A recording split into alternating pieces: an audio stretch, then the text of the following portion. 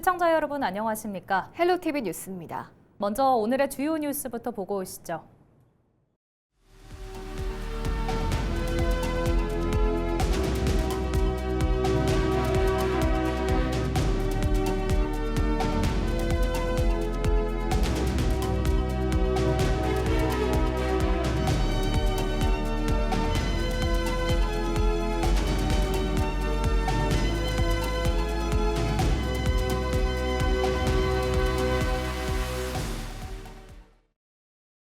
시설 노후화로 침수 등 위험이 끊이지 않았던 당진 전통시장이 대규모 재건축 공사에 들어갔습니다.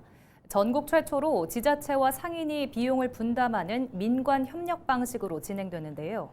오는 2027년에는 쇼핑과 의료 등을 갖춘 복합 공간으로 거듭날 전망입니다. 임희정 기자입니다.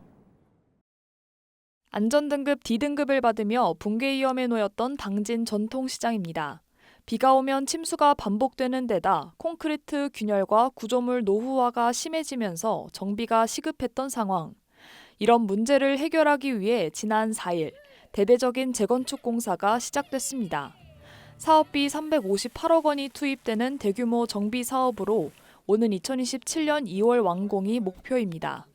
이번 사업은 전국 최초의 기부 체납형 민관 협력 방식으로 추진됩니다. 당진시가 부지와 기반 시설을 제공하면 상인들이 건축비를 모아 건물을 지은 뒤 당진시의 소유권을 넘기는 겁니다. 공설시장을 재건축하는 데 있어 민관 합동 방식으로 저희들이 선택을 했는데요. 상인들이 돈 보태서 자금을 만들어서 건축을 하는 부분이거든요. 대신 사업에 참여한 상인들에게는 임대료 없이 최대 20년간 영업권이 보장됩니다. 시유지이지만 전대나 양도도 허용돼 상인들의 자율적인 재산권 행사가 가능해졌습니다. 상인들이 본인이 직접 건축비를 조달해서 되기 때문에 그분들은 20년 동안 무상 사용을 가능하고 세대 교체와 업종 전환이 자유롭게 이루어질 수 있기 때문에 전통시장의 그 단점을 해소가 돼서 더 활성화되지 않을까. 안정적인 영업 환경이 마련된 가운데 낙후됐던 시장 공간도 전면 재단장에 들어갑니다. 축구장 2개 크기에 달하는 연면적 14,400여 제곱미터 공간에 3개 동이 모두 새로 지어질 전망입니다. A동은 먹거리 특화 공간으로, B동에는 상점가와 함께 시장의 고질적인 주차난을 해소할 주차장이 조성됩니다. 먹거리 특화 공간을 조성해서 젊은 층부터 고령층까지 누구나 찾아올 수 있는 그런 특화 공간을 조성할 계획입니다. 또한 B동 같은 경우에는 2층에 약 120여 명 규모의 신규 주차장을 조성함으로써 접근성을 강화할 계획이고요. 3층 규모의 C동에는 병의원 등 의료 인프라가 들어서는데 당진시는 공실 문제를 막기 위해 시 산하 공공기관 유치도 함께 추진할 계획입니다. 저희가 의료시설과 공공기관 입주를 통해서 전통시장이 단순히 어떤 상거래 행위를 넘어서 생활 밀착형 복합 공간으로 조성할 계획입니다. 50년이 넘는 역사를 뒤로하고 대대적인 변화를 선택한 당진 전통시장. 지자체의 행정 지원과 상인들의 자본을 결합한 이번 시도가 지역 경제에 활력을 넣는 전통시장의 새로운 모델이 될 수 있을지 주목됩니다. 헬로티비 뉴스 임희정입니다. 산업통상부가 지난 15일 당진시를 2028년 6월 14일까지 산업위기 선제대응 지역으로 신규 지정한다고 공고했습니다. 우리나라의 철강 산업은 최근 글로벌 수요 둔화와 시장 경기 침체, 미국의 관세 부과 등으로 어려움을 겪고 있습니다. 이에 따라 국내 3대 철강 산업 중심지인 당진시는 지역 경제 위기 극복을 위해 지난해부터 산업위기 선제 대응 지역 지정을 위해 다양한 활동을 해왔습니다. 한편 이번 지정으로 당진시는 긴급 경영 안정자금 지원과 지방투자 촉진 보조금 우대, 대출 만기 연장과 2차 보전 등의 지원을 받게 됩니다. 홍성에서 지인을 흉기로 찔러 살해한 50대 A씨가 구속됐습니다. 대전지방법원 홍성지원은 살인 혐의를 받는 A씨에 대해 도주가 우려된다며 구속영장을 발부했습니다. A씨는 지난 13일 저녁 9시 30분쯤 홍성군 홍성읍 오관리의 한 상가에 찾아가 지인인 40대 B씨를 흉기로 찌르고 도주한 혐의를 받고 있습니다. 신고를 받고 출동한 경찰은 CCTV 등을 분석해 2시간여 만에 A씨를 긴급 체포했습니다. 흉기에 여러 차례 찔린 B씨는 병원으로 이송돼 수술을 받았지만 끝내 숨졌습니다. A씨는 B씨와 통화 후 B씨가 있던 상가로 찾아가 말다툼을 벌이던 중 범행을 저지른 것으로 파악됐습니다. 경찰은 A씨와 목격자 등을 상대로 자세한 범행 동기를 조사하고 있습니다. 6.3 지방선거에서 낙선했지만 지역의 새로운 정치의 희망을 외친 출마자들을 만나보는 연속 기획입니다.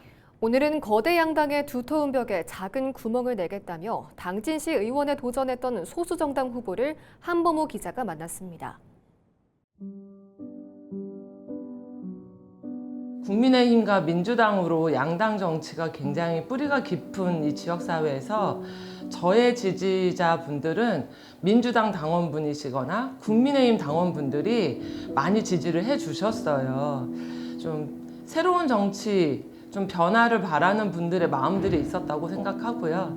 이제 그걸 현실로까지 만들어내는 데는 제가 좀 부족함이 있었고, 그런데 앞으로 그런 변화를 만들어갈 수 있겠구나라는 희망은 되게 확인했던 선거였던 것 같습니다. 좀 아시는 형님한테 좀 5번 찍어달라고 부탁을 하는 과정에 그 부인께서 한글을 모르시는 분이었는데 좀 오윤희를 꼭 찍고 싶어서 손바닥에 오윤희라는 글씨를 써서 투표장에 가서 그 글씨 모양을 보고 5번을 찍었다고 해주신 말씀이 있었는데 너무 감사하기도 하고 또 한편으로는 그렇게까지 했는데도 좀 낙선이라는 결과를 전해드려서 너무 죄송한 마음 좀 두 가지가 다 있었던 것 같아요. 제가 선거 끝나고 나니까 저한테 되게 많이 하시는 말씀들이 진짜 당을 바꿔라. 될 것 같은데 너무 정당이 약해서 안 된 것 같다는 아쉬움을 많이 얘기해 주세요. 근데 제가 출마 기자회견에서 밝혔던 그 송곳이라는 의미가 이렇게 양당으로 너무나 굳어져 있는 기성 정치의 이 판을 깨기 위해서는 진짜 작은 송곳의 그 작은 구멍이라도 내야 이 다음 세대들의 정치가 변하고 우리 일상의 삶이 변할 수 있다고 믿었고 그 역할을 좀 앞에서 하고 싶었던 의지가 있었고 목표가 있었기 때문에 근데 그 결과로는 정말 안타깝게도 당진 시의회가 똑같이 7대7 구도로 그대로 유지됐다는 게 저의 낙선보다도 사실은 더 좀 안타까운 생각이 들거든요. 하지만 이걸 여기서 멈추는 게 아니라 그 가능성을 많은 분들이 보셨고 앞으로 이 시스템, 너무나 굳어져 있는 이 구조를 바꾸는 역할이 또 저의 소명이 아닐까 생각하면서 또 다음을 준비하고 있습니다. 제가 작년에 도의원 후보로 보궐선거에 나왔었고 이번에 시의원 후보로 나서면서 정말 많은 시민분들을 만나 뵀는데 그분들이 오윤희를 믿고 물론 좋아서 찍어주신 분들도 계셨지만 좀 새로운 변화가 필요하다고 느끼시는 분들이 훨씬 많으셨고 2,000표가 넘는 오윤희의 표는 사실 정치의 변화를 바라는 시민들의 마음이라고 여겨졌습니다. 진보당이라는 이름으로 좀 새로운 정치를 일상 시민들의 곁에서 또 앞으로 채워갈 예정이고 저는 그 변화의 힘들은 분명히 현실로 나타날 거라고 믿고 어제도 저녁에 만난 주민께서 자기가 사실은 이제 당원인데 다른 큰 정당의 당원인데 난 진짜 이번에는 진보당 오윤희가 당선될 줄 알았다. 근데 미안하다. 내가 거기에 힘을 못 보태서 미안한데 다음에는 꼭 밀어주겠다. 이런 말씀을 하시더라고요. 전 그게 당이 어디냐의 소속을 떠나서 그런 희망을 가질 수 있게 하는 게 좀 저의 역할이고 진보당의 역할이라고 생각하고 그 희망을 받기 때문에 이 걸음을 멈추지 않고 시민들 곁에서 계속 뛸 수밖에 없다고 생각합니다. 사실 하고 싶은 게 되게 많았는데요. 시의회 들어가면 훨씬 빠른 속도로 정말 하고 싶은 게 많았고 그런 주민분들께서 저한테 요구하신 것도 많았는데 시의회에서는 못하겠지만 뭐 그래 왔듯이 시의회 밖에서 주민들과 더 가까운 자리에서 하나씩 실현해 가려고 합니다. 제 메인 공약이 달빛 어린이병원을 도입하겠다는 거였는데 낙선하고 나서도 옆에서 많이 얘기해 주세요. 그거 꼭 하게 해달라고. 주민들과 함께 힘을 모아서 당진시가 그걸 실현할 수 있도록 계속 추진할 예정이고요. 제가 시민들께 드렸던 약속들은 거리와 일상 삶에서 같이 꼭 실현해 가도록 계속 활동하려고 합니다.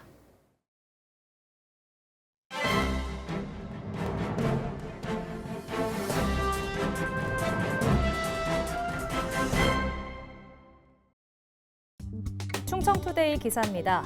충청권 광역의회가 내달 초 순차적으로 전반기 원구성 절차에 들어갑니다.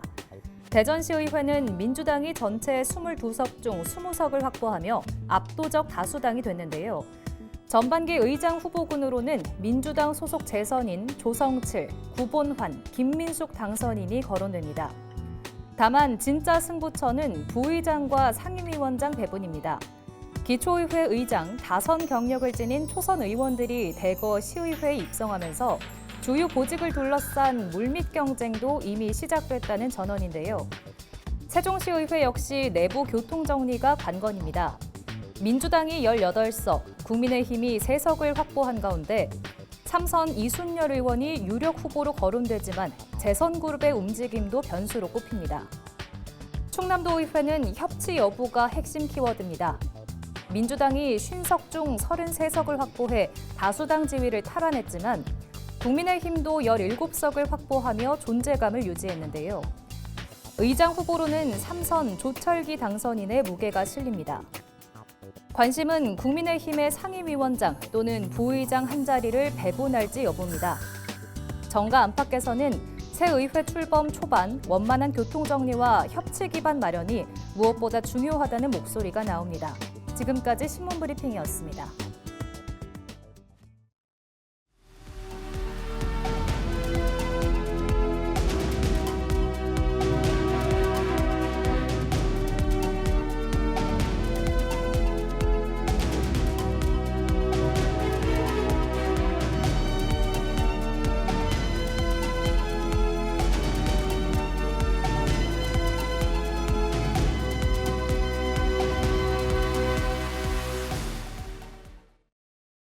충남도가 태안국제원예치유 박람회 기간 식품위생업소를 대상으로 위법행위 집중 단속을 실시했습니다. 단속 대상은 박람회장과 주변 음식점, 휴게 음식점 547곳이었습니다. 주요 점검 항목은 원산지 표시 적정 여부와 무등록 제품 사용, 판매 여부, 소비기한 경과 제품 사용 여부 등입니다. 단속 결과 충남도는 위생상태 불량 4건과 무신고 영업 3건, 원산지 미표시 2건 등 12건의 위법 행위를 적발했습니다. 태안 지역 대파가 대형 음식기업 현대그린푸드를 통해 전국에 공급됩니다. 태안군은 현대그린푸드를 통해 6월 한 달간 전국 600개 급식 사업장에 태안산 대파를 활용한 메뉴를 제공한다고 밝혔습니다. 이번 사업은 대형 급식기업이 지역 특산물을 대량으로 구입해 농가 경영 안정화를 지원하고 태안 농산물 홍보를 위해 기획됐습니다. 현대그린푸드는 태안 지역 대파 100톤을 매입해 대파 김치 국물 닭갈비와 대파 튀김 장칼국수 등 다양한 메뉴를 약 10만씩 제공할 예정입니다. 충남 지역 어업인들이 폐어구 수거를 위해 나섭니다. 충남도는 한국어촌어항공단이 주관하는 어업인 단체 폐어구 수거 사업에 참여할 어업인 단체 13곳을 선정했다고 밝혔습니다. 올해 충남 지역 어업인들은 681척을 투입해 약 1,900톤을 수거할 예정입니다. 수거량은 지난해보다 약 10배 증가했으며 이는 전국 목표 수거량의 50.3%에 달하는 수치입니다. 주요 단체별로는 태안군 선주연합회가 684톤, 대천항 보령연안선주협회가 400톤을 수거할 계획입니다. 서산시의 대표 농특산물인 팔봉산 감자를 주제로 한 축제가 열립니다. 서산시는 오는 20일부터 이틀간 팔봉산 어울림마당 일원에서 제25회 팔봉산 감자축제를 개최한다고 밝혔습니다. 축제장에선 팔봉산 감자요리 코너가 운영되고 가마솥에 찐 팔봉산 감자와 버터 감자를 시식할 수 있습니다. 또 감자탑과 감자 품종 전시회가 진행되고 매년 큰 인기를 받고 있는 감자 캐기 체험도 마련됐습니다.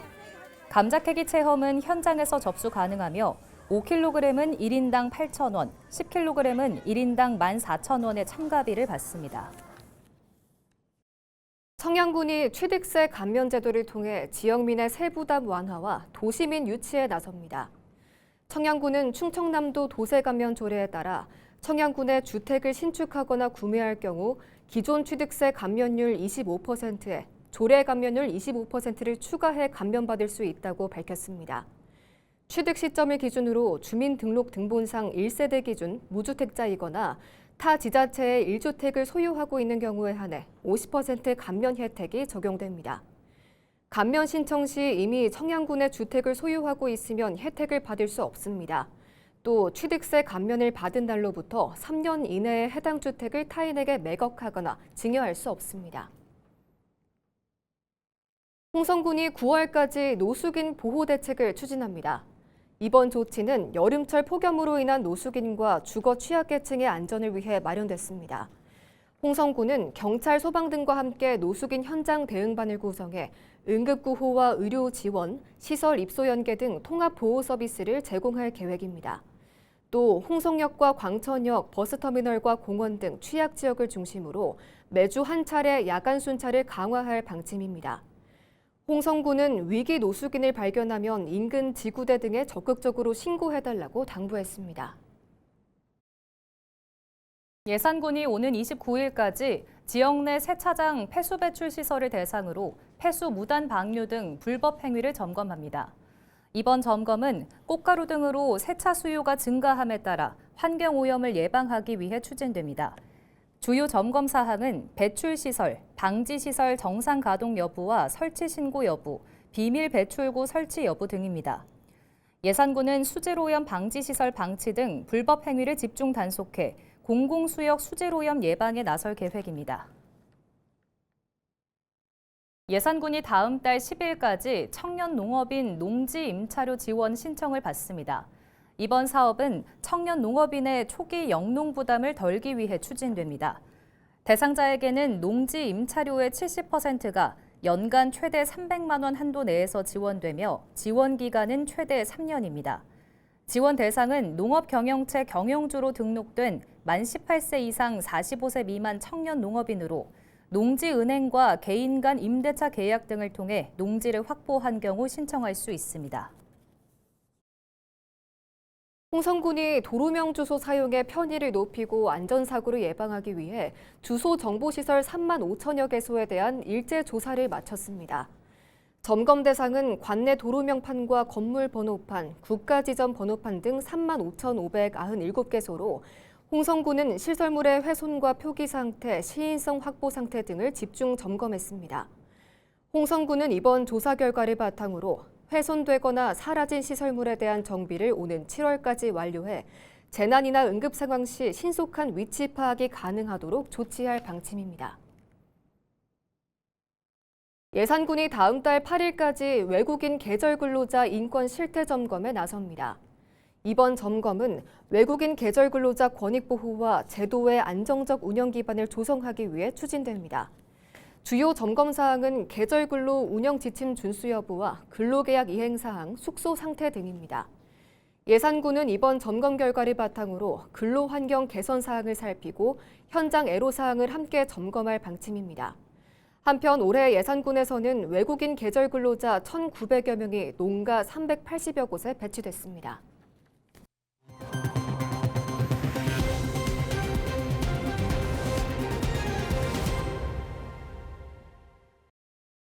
이상으로 뉴스를 마칩니다. 시청해주신 여러분 고맙습니다.